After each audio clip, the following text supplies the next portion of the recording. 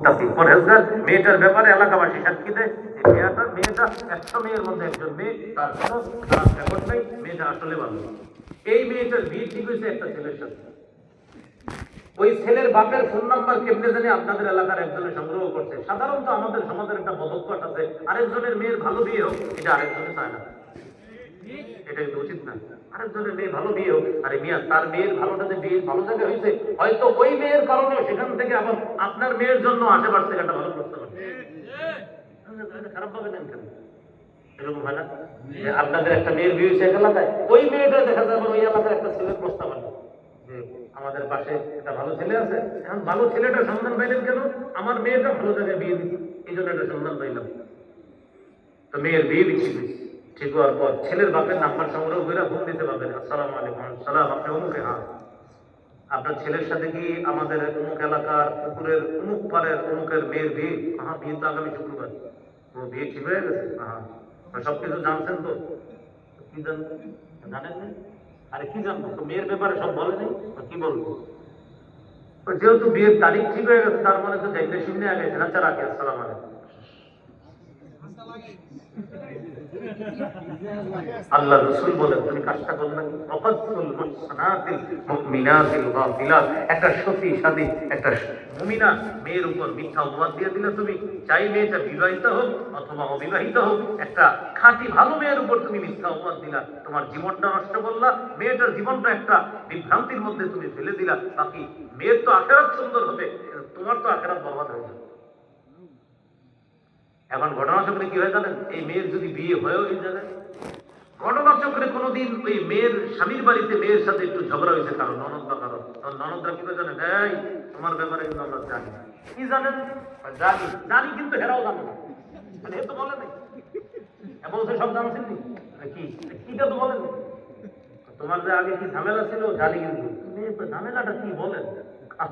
জানি, এরকম আপনার ঝামেলা হবে। এটা গ্রহণীয় না বর্জনীয়? এটা যদি কেউ করেন পাপ হবে। এই হাদিসে 7টা কথা। শিরিক করা, আপনারা খালি বলবেন বর্জনীয়, বলেন শিরিক করা বর্জনীয়, জাদু করা বর্জনীয়, মানুষ হত্যা বর্জনীয়, আত্মহত্যা বর্জনীয়, সুদ খাওয়া বর্জনীয়, এতিমের সম্পদ আত্মসাৎ করা বর্জনীয়, জিহাদের ময়দান থেকে পলায়ন করা বর্জনীয়, আরেকটা হলো সতীসাদী মুমিন নারীর উপর মিথ্যা অপবাদ দেওয়া। চলেন মূল আলোচনায় যাই।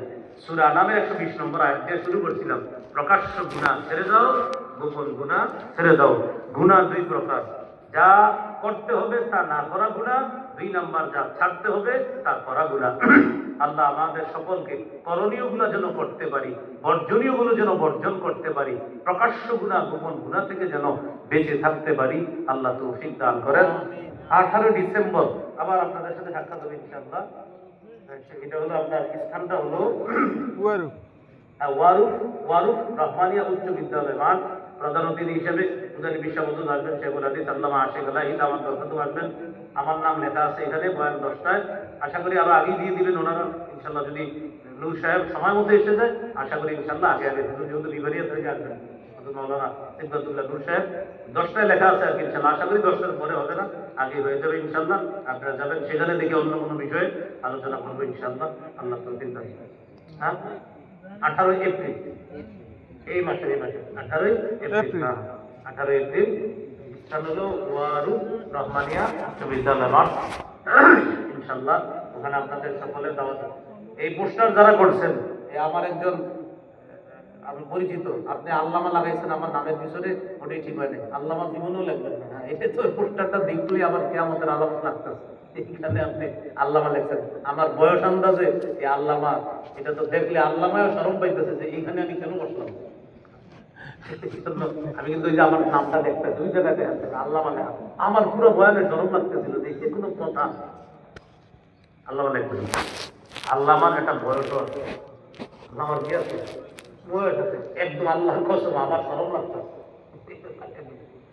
এগুলো যুবক মানুষ লাগাই দিতে আল্লাহ আল্লাহ আল্লাহ মুফতি এটা আল্লাহ সত্যভাবে পড়ছি, এই জন্য মুফতি লেগে, এটারও পক্ষে না আমি মাওলানা পর্যন্ত ঠিক আছে।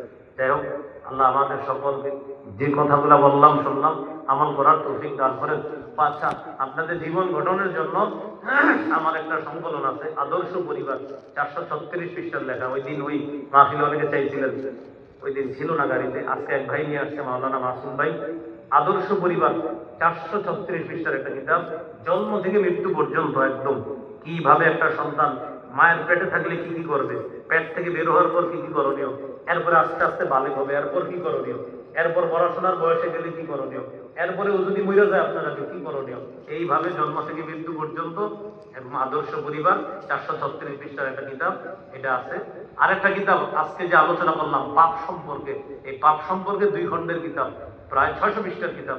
আজকের এই 1 ঘন্টার আলোচনাটা আপনি বিস্তারিত পাবেন, মোট 600 পৃষ্ঠার মধ্যে এটা বিস্তারিত ব্যাখ্যা করা আছে। এর মধ্যে 130টার উপরে পাপের আলোচনা আছে, আর 60টার উপরে উপায় আছে কিভাবে পাপ থেকে বাঁচবেন। পাপ থেকে বাঁচার 60টার বেশি উপায় লেখা আছে। প্রথম খণ্ড হলো পাপের আলোচনা, দ্বিতীয় খণ্ড পাপ থেকে বাঁচার আলোচনা। আর আদর্শ পরিবার এটাও আপনার নারী পুরুষ স্বামী স্ত্রী সবাই পড়বেন। পাপ কিতাবটাও নারী পুরুষ স্বামী স্ত্রী আলেম ওলামা সহ সর্বসাধারণ এটা আপনারা পড়তে পারবেন। বিষয়বস্তুগুলো সাজানো হলো আমি বয়ান করি যে পদ্ধতিতে, ঠিক এইভাবে পার্ট টু পার্ট আস্তে আস্তে আস্তে আস্তে এইভাবে প্রতিটা আলোচনা সাজানো আছে। আল্লাহ আমাদের সকলকে আজকে যে কথাগুলো শুনলাম বললাম, করণীয়গুলো করা, বর্জনীয়গুলো বর্জন করার তৌফিক দান করেন। সর্বশেষ ইখলাসের সাথে আপনারা যাওয়ার সময় কেউ যদি চান যে আমি কাউকে বলাও দরকার নেই, মাদ্রাসার মুতামিম সাহেব, মসজিদের দায়িত্ব ইমাম সাহেব আছে যিনি, ওনার কাছে মসজিদের জন্য কিছু দান করে যাবেন, বাস আপনি অথবা সভাপতি সাহেবের কাছে দেন, বা মাদ্রাসার মসজিদের দায়িত্বশীল যারা তাদের কাছে আপনি পৌঁছাই দিতে পারেন যে হুজুর আমি তো কিছু দান করতে চাইছিলাম, দিয়ে গেলাম, বাস আপনাদের সবার জন্য দোয়া থাকবে ইনশাআল্লাহ।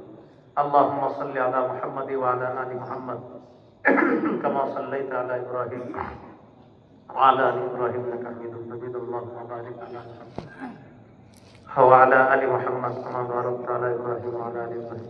আমার ভাগিনা ঢাকা মালিবাগ মৌচাক সিরাজুল ইসলাম মেডিকেলে ভর্তি আছে, ওর জন্য খুব কষ্ট লাগতেছে। ওই যে হাম একটা রোগ ছড়ায় বলছে না, হাম, এইটার কারণে ওর শ্বাস কষ্ট হচ্ছে, ওই মুখে ওইটা লাগাই রাখছে যে একটা অক্সিজেনের মতো। সবার কাছে তো আছে, ওর আম্মা পেরেছেন আমার বোনটা, আল্লাহ তাআলা যেন ওরে খুব দ্রুত সুস্থ বানায় দেয়। মাশাআল্লাহ হেফজ হয়ে গেছে প্রায় 20 পারার কাছাকাছি, আল্লাহ যেন সুস্থ